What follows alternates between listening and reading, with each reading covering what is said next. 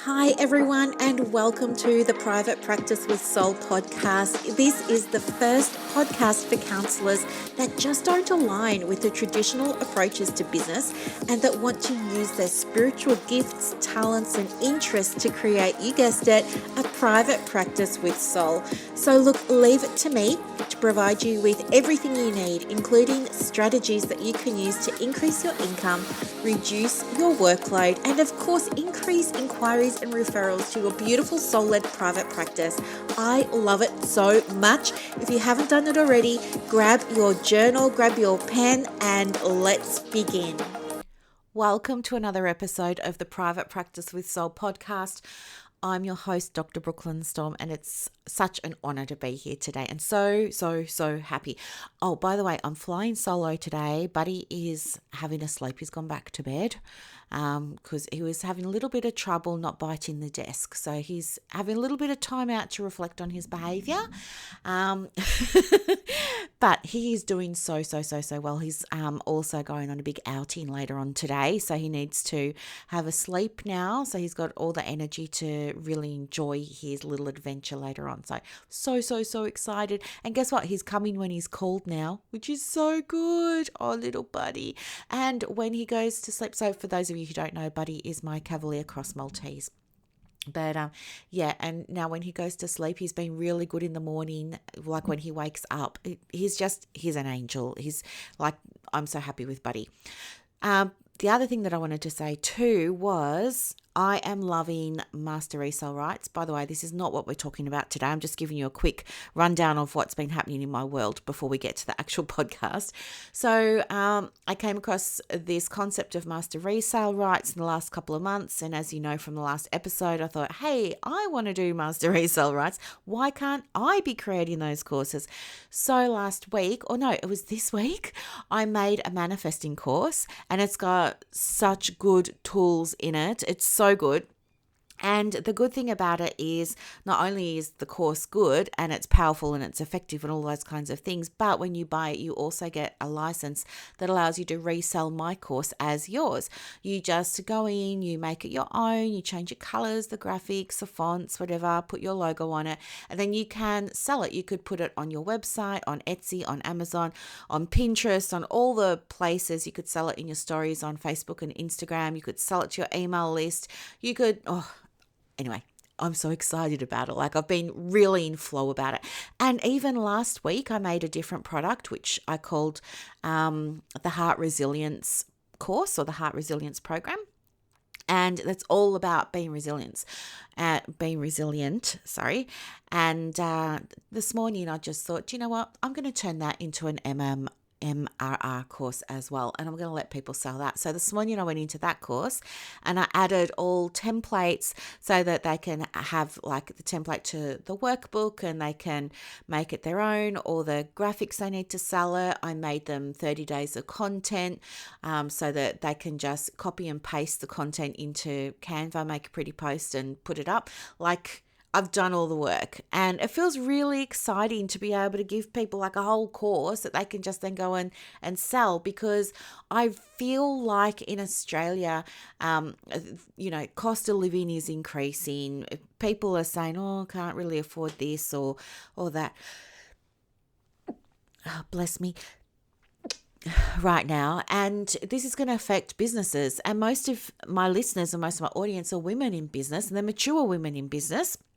And I don't want them to be left high and dry because they don't have an income, because they only were setting up their model to be doing the one-to-one work. So this is my way of supporting these women to future-proof their businesses by, now before the crisis comes, because I believe that, I don't know, there's probably going to be a second round or something. I don't know. I mean, no one saw COVID coming, but there are already hints and nudges and things like this that maybe something else is coming. So I just don't want you to have to worry about where your next dollar is coming from. So that's why I've made this MRR a little bundle. So I got a few of them now. There's three.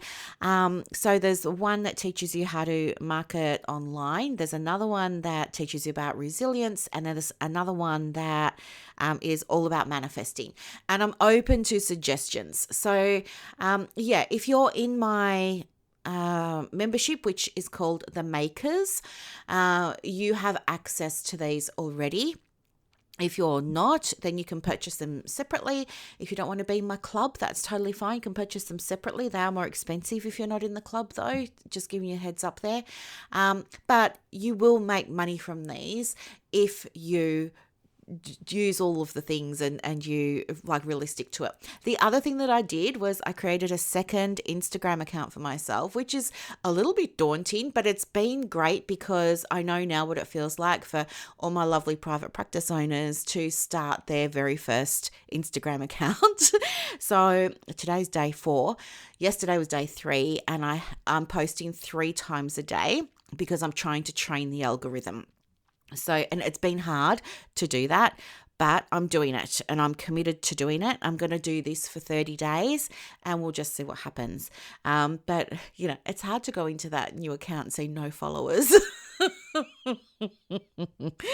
But anyway, that's totally fine. So I feel like a bit of a goose on there at the moment, but that's okay. That's okay.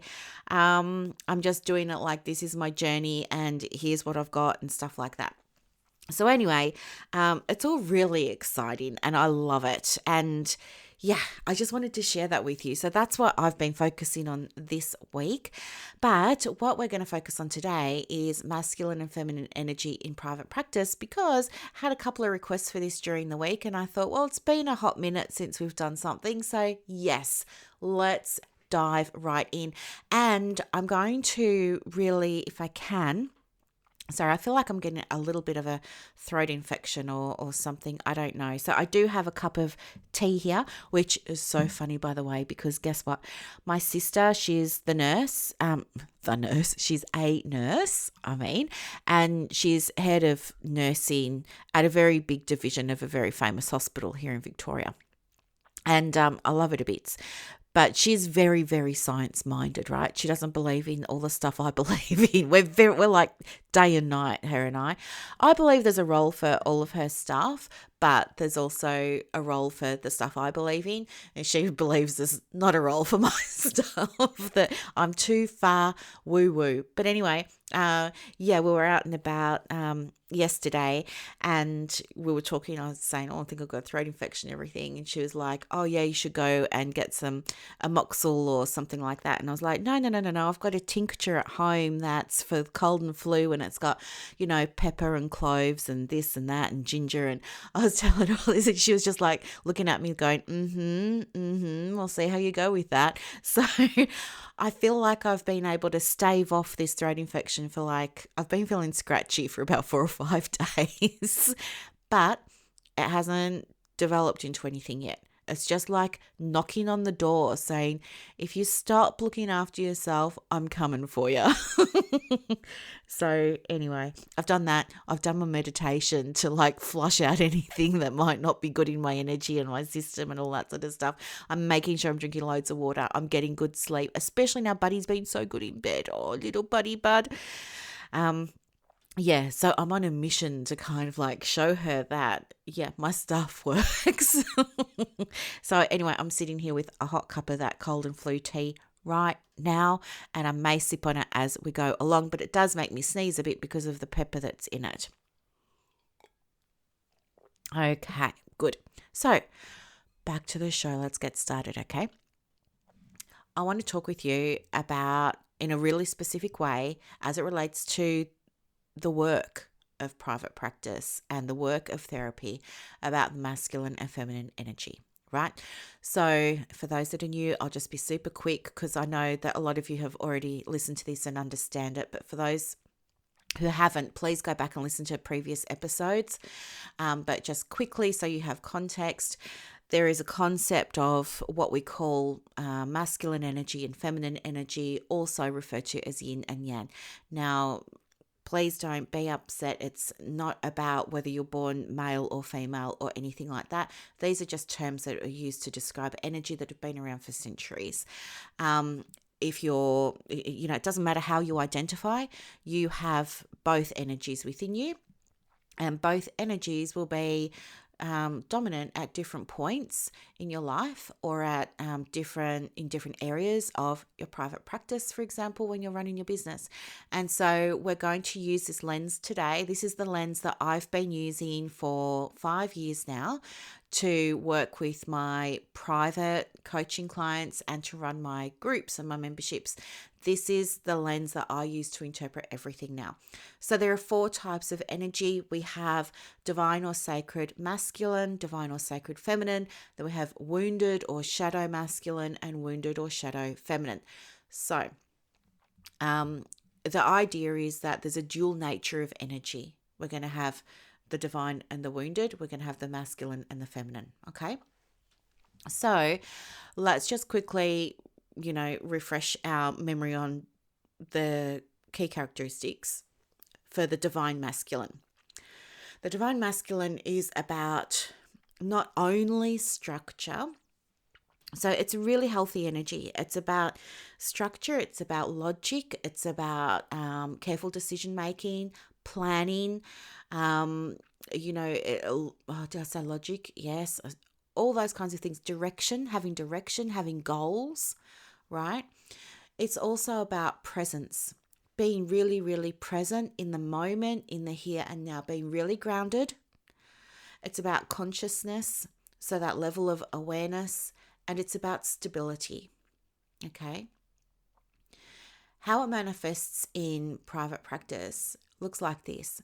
For example, creating a safe space for clients.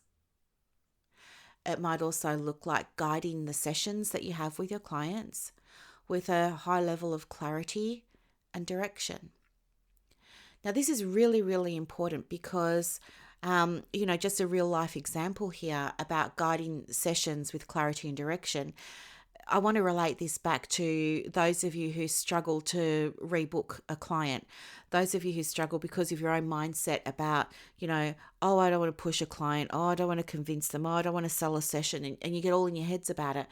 But when you're operating in that healthy space, you're leading that conversation. And so the client wants you to lead. That's why they're there.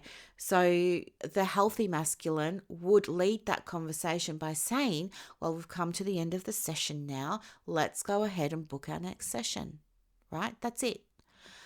The healthy masculine is all about looking ahead, getting that goal achieved, all those kinds of things, okay? You can still do it with grace, but that's what it's all about.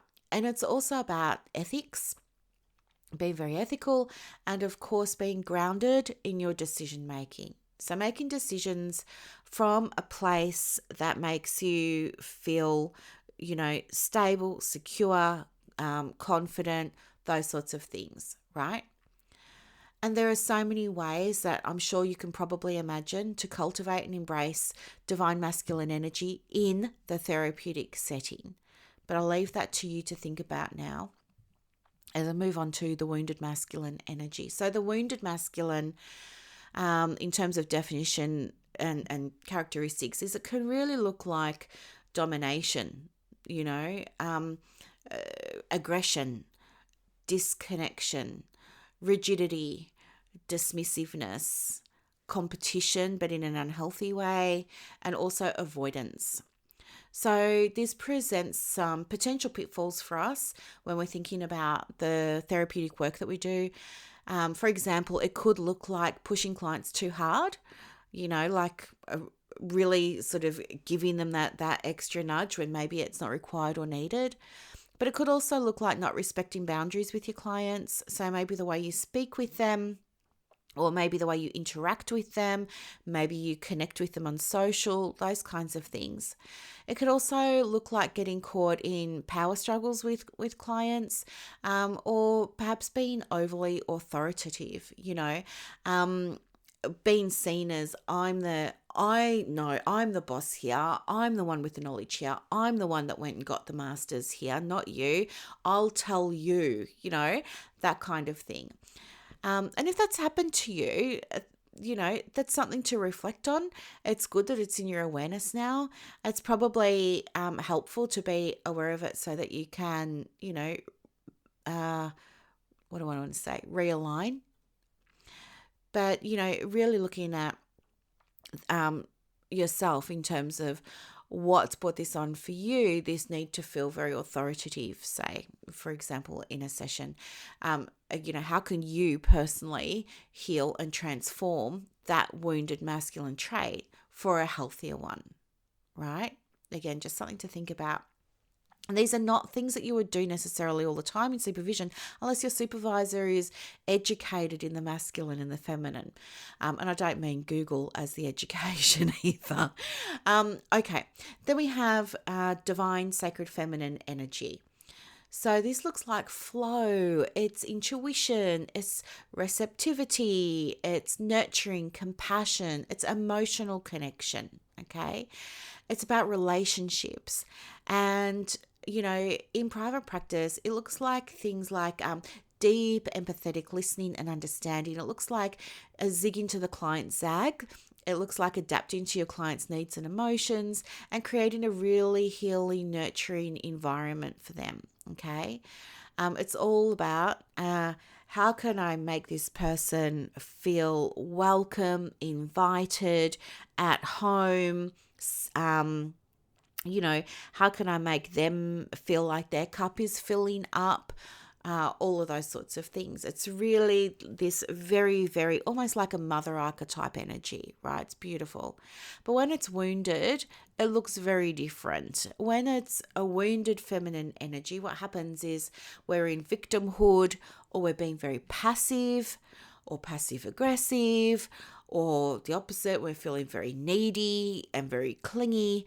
There's manipulation, we have mood swings, and we're overly sensitive to things, right? So in private practice, what that can look like is over-identifying with clients that are struggling,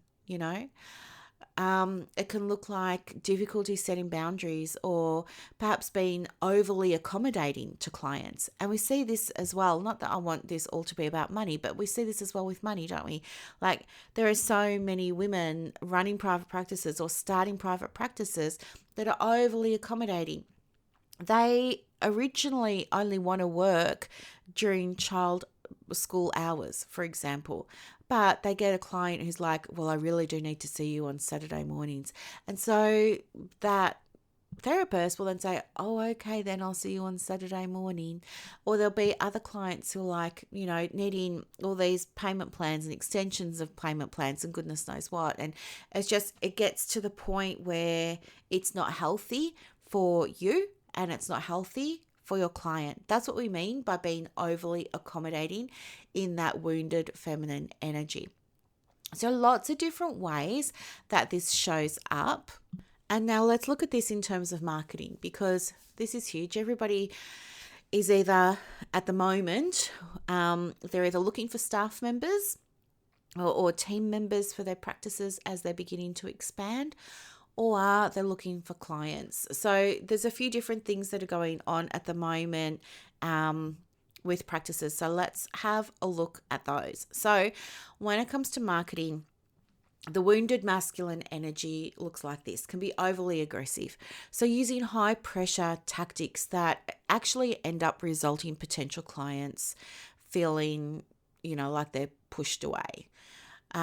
So high pressure sales tactics can include things like, and this might not feel high pressure to you, but certainly doing things like saying, appointments available now and stuff like that. That kind of feels a little bit, like you kind of want to take a step back when you see that. The other thing is like limited time offers for counseling clients. I mean, they're vulnerable clients with mental health conditions. We don't want to be adding to their stress by saying they're only going to get this discount for a limited time, right? Things like that. Another feature is like dominance, always being the loudest voice in the room and overshadowing others. So sometimes we see this in our online communities. There are some very strong voices in there. And when you're the loudest voice in the room, sometimes people will leave the room because they don't want to hear, they're sick of hearing it. That is not good marketing for you. Remember, I say this to you every episode. Everything you do is marketing. The way you dress, the way you speak, the way you conduct yourself online, the way you conduct yourself in person. It's not just about the logo and the website. Also, there's lack of listening. And by that, I mean, when it comes to marketing, not taking feedback or not understanding the needs of your audience, thinking you know better and thinking that because you know what trauma is, and you can do therapy speak about trauma, that you're just going to put all that on the website, force it on them, and then wonder why they're not signing up. Right? And somebody like me comes along and says, well, maybe instead of speaking like that and taking that approach, maybe we take a different approach. We'll dial it down a few notches. We don't talk about your qualifications. We don't talk about all the modalities that you use. We don't talk about the levels that you're at with your memberships or anything. How about we just talk to the website visitor as a real person for a second? And if you're in that wounded masculine energy, you're going to say, no, Brooklyn, I know better. I'm going to do it my own way. Thank you very much, right? And what's going to happen? You still won't get clients, and you'll be running around telling everybody that, having a website is horrible, or, your marketing sucks and marketing doesn't work. But it's not that it doesn't. It's because you didn't listen and take on the feedback. So we also have wounded feminine energy when it comes to marketing. And what that looks like is over passivity. So it's like failing to promote your practice out of fear or insecurity, right? So it's like avoidance, isn't it? I don't want to put myself out there because what if this happens, or what if that happens, or what if I'm not good enough, or what if. And then at the same time saying, I'm broke. I can't get supervision right now. I can't do a membership right now. That's, because I've got no clients, I've got no money. So this is an example of the wounded feminine and how it's impacting you with your marketing. Another one is being stuck in a victim mentality, right? And by that, I mean, like, you're really believing 100% that external factors are what's stopping you from being successful, rather than taking responsibility and fixing them yourself, right? Or rather than trying to find ways to overcome them. There's this famous saying, like, I forget who said it, but it was something, it's on the tip of my tongue who said it. It's not me. I didn't say this, but I've believed it since I was a kid. It's like resourcefulness and resources. It's not a lack of, it's Tony Robbins actually that said it. There we go. It was Tony Robbins that said it. It's not a lack of resources that stops you from being successful. It's a lack of resourcefulness. Right? It's not a lack of resources that stops you from being successful. It's a lack of your resourcefulness. So when you're in that wounded feminine energy, you are not being resourceful. You're just saying, well, I can't get clients, Brooklyn, because no one can afford it. I can't get clients, Brooklyn, because I live in a rural area. I can't get clients, Brooklyn, because, right? What we want to do is find a way for you to move out of that wounded feminine and into a healthy feminine energy, so that you can start attracting people to your business. That's not going to happen while you're, in that state of mind. Another one is indecisiveness. So when we're in the wounded feminine, indecisive, flitting. I was going to say flitting and flotting, but that doesn't make any sense. Flitting about from one thing to another. Umming and ahhing. I'll wait until my ducks are in a row. Oh, this sounds good. I'll wait until next year. Oh, I don't know. Do I need this one or do I need that one? Should I go with the purple branding or should I go with the teal branding? Should I have a leaf for my logo? Should I have a lotus? I don't know. 6 of one, half a dozen of the other. Of really failing to make clear marketing decisions, that leads to a very confusing brand message, which means you don't get clients. Indecisiveness about your niche, well, I want to help everyone, Brooklyn. I've helped people who are 95. I've helped people who are 4. So I help the whole lifespan. No, you don't. You need if you're saying you help the whole lifespan, it's true. Perhaps you did see a 4-year-old and perhaps you did see a 95-year-old. Great, amazing, well done you. That's awesome. But it's not a niche. And when you're speaking to everyone, you're speaking to no one. And it's this level of indecisiveness that's keeping you from being able to be successful with your business, right? If we go into the healthy or divine masculine energy in the marketing, that's what it looks like this, right? Clarity. You've got a really clear message. You've got a really on point, clear brand, and there's a vision for your private practice. So the vision is different from your mission. Your mission is like, what's the purpose of your practice? But the vision is what you're going to do over the next 12 months. So you've got all of that really clear. Okay. You're decisive. You make decisions with confidence, and those decisions are based on research and intuition. Okay. Research and intuition. And there's protection. You're safeguarding the reputation and the image of the private practice by doing things like having the right policies and procedures in place, right? Especially around things like debt collection. The next thing is, with the healthy divine feminine energy in marketing, it looks like this: intuition, using intuitive insights and allowing them to inform and guide the way you want to market. Being receptive, being open to feedback from your audience and adjusting your strategies accordingly, right? So for me, years ago, I did a big thing with my audience and I asked them, like, where do they find information about me? And in my groups up until the start of this year, one of the join up questions was, how did you find me? And I used all that information to inform my marketing. And that was how I knew all my clients come from Facebook. Well, when I say all, I'm going to say maybe 70% of my clients come from Facebook, and maybe 10% come from the podcast, others word of mouth, whatever. Maybe some will find me from Instagram, but that's pretty rare, right? But being open to getting that information in the first place is so important. The other thing that I do, and I'm just sharing this with you so that you can see I walk my talk, is I will go into my groups and say, okay, our next month's training is coming up. What would you like?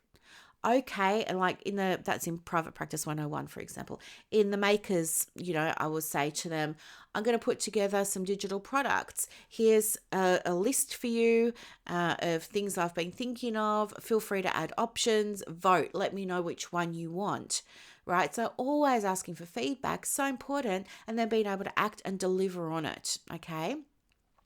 And connection, right? Building genuine, deep connections with potential clients by being authentic in your storytelling and by having really empathetic communication. So authentic storytelling, that's probably, I do that most here on the podcast, just because I feel like we've normally got about half an hour, 45 minutes together. So I could just like ramble on. I don't have the space to do that on Facebook or Instagram because, I mean, let's face it, you get rewarded by the algorithm if people watch a video for 3 seconds. What's that telling you? Very difficult to be consistently, well, you can be authentic, but not in the way I want to be. Like for me, it's through storytelling, it's through voice, and it's through this medium here, the podcast is how it works for me. But that's, by you being authentic in your marketing, it also means doing things like, when you post on social media, instead of just posting boring stuff about mindfulness and mindful walking, be real. Like talk about why it's important to you. Talk about the first time you went on one of those mindful walks. When did you first even hear about it? What was your first experience of mindfulness like? I mean, did you nail it like the first time, or did you have to have a crack at it a few times? Like that's authentic and that's relatable, and that's the divine feminine showing up in the marketing, and that's what's going to attract clients to you. Okay. So now I'm going to finish our podcast with 5 steps that you can take to market your practice.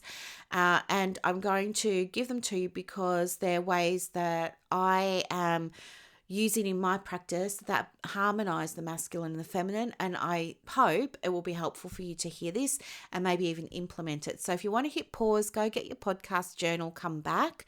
That'd be amazing. If not, and you've got a great memory, awesome. So the first one is really having a defined brand with clarity and intuition. So defining your brand with clarity and intuition. So clearly define what your practice stands for, its mission, vision, and values, right? That's the masculine aspect. And then the feminine aspect is allowing your intuition to guide you in conveying your brand's essence and story. The second thing is engaging with your audience. So the masculine energy or the masculine, way that I do that is by making sure I'm choosing the right platform and strategies to reach my audience. So for me, mine is Facebook and the podcast. That's where I get nearly all of my work from.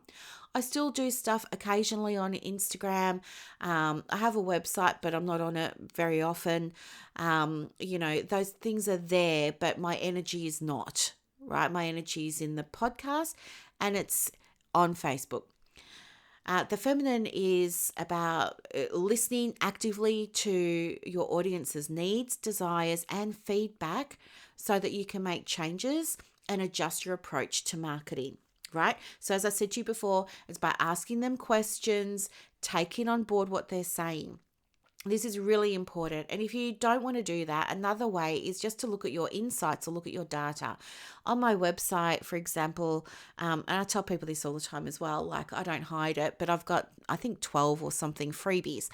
And they're all connected to my email system, which I use, which is Flowdesk. And I can go in there and I can look at all of the opt-in forms and all of the data. And I can see the things I thought were going to be amazing have flopped. The things I thought were going to flop have actually had the highest number of downloads. So lesson learned. And that made me then, that leads to me then going, okay, so this is what my audience want. It's not what I thought they wanted, but they're showing me that this is what they want and this is what they want more of. How many ways can I give them more of this, or can I expand on this for them, or can I extend this for them, right? So that's number 2. Number 3, build trust by being consistent and by being true, right? By being real, by being genuine, by being authentic. So what this looks like in terms of the masculine energy is that you want to have consistent messaging, right? You want to have consistent branding, and you want to have high quality across all touch points in your private practice. So if you have a product that you're selling through your private practice, let's say it's a journal or a planner or worksheet or affirmation cards or something like that, that card deck or that journal or that planner should feel like it came from your practice. It should be recognizable as having come from your practice. So what are you going to do? You're going to put your logo on it. You're going to put your practice name on it. You're going to keep the colors of your practice on it, right? Or you're going to keep the font of your practice on it if you're going to change the colors. But they need to be able to pick that up and instantly recognize where it came from. So if you've got digital products that you're selling through your practice and they're not moving yet, have a look at that, right? The feminine side of that is to, again, just be genuine and real in your communication. Show both your strengths, right? The things that you're good at, that you love, etc., but also your vulnerabilities, because this allows your audience to see that you're a real person too, Like I share so many vulnerabilities in this podcast. Like I've told you about the mistakes I made with my business and blah, blah, blah. You've heard all of that. And it's really important. I'm always going to be truthful and honest with you. But it's very different to listening to a podcast where it's all about how great everything is. So you can see I use both the masculine and the feminine. This is what I'm sharing. The 4th step is to plan and execute things, but do it with flexibility, right? Don't lock yourself into anything. So I made a 30-day plan for October. It's got a plan in it for who I want to be, what I want to have, and what I want to be doing, right? And I taught people in my private practice 101 membership all about it, so I'm not going to go into it here. But if we look at the masculine and the feminine, masculine is all about setting clear and achievable goals and strategies for my marketing over the coming 30 days, or you might do 90 days. And the feminine is being ready to adapt and pivot, right? So the feminine she's all about movement. The masculine is all very stoic. So the feminine is like, okay, I'm going to adapt and pivot based on the changing needs of my audience or needs of my business or shifts in the market. So for me, it was not in my plan for this 30 days to be creating and selling master resale rights courses for people. So I've had to embrace the feminine and allow myself to adapt and pivot. And as you heard before, I've created a new Instagram account. I've got goals for that Instagram account, obviously. In terms of sales, I don't worry about vanity metrics, but I do want to get sales. And I do want to get people downloading my lead magnets and stuff like that. So that's how I'm combining the masculine and the feminine in healthy ways. And then the last step is to really evaluate and reflect regularly on the progress of your marketing. So the masculine energy is all about reviewing those insights or metrics and outcomes so that you can see what's working. When you know what's working, you're going to focus more on that. When you see what's not working, you're going to celebrate, clink the glasses because you get to stop doing something. And then the feminine aspect of that is to really reflect on the emotional and relational impact of your marketing. So really think about client feedback, any testimonials you've had, any nice messages that you've had, but also your own intuitive feelings about how you're going with your marketing, right? But by implementing these steps, you'll be able to ensure that your marketing for your private practice is both effective and balanced, and it's going to resonate deeply with your target audience, which means you're going to be attracting people to you. You're not going to be pushing, chasing, doing all of the icky stuff that you don't like doing, right? So that's that. And if you want to learn more about marketing, you can. There is the Marketing with Soul program. You can go ahead and you can join that. And for those of you that want to make some extra money and future-proof your business, I think that would be a really good idea. You are more than welcome to join us over in the Makers, okay? If you want a link to that, let me know. I'm happy to get it to you. But otherwise, thank you for your time today. I hope this was really helpful.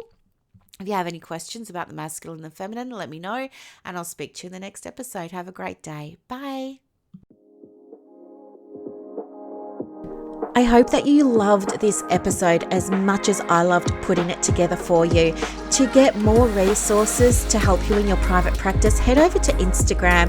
My handle is @theprivatepracticecoach. And also, if you want more inquiries and referrals for your business, let me know. I have a program called Clients on Demand that opens every quarter, and I can absolutely get you some information for that as well. You are doing an amazing job.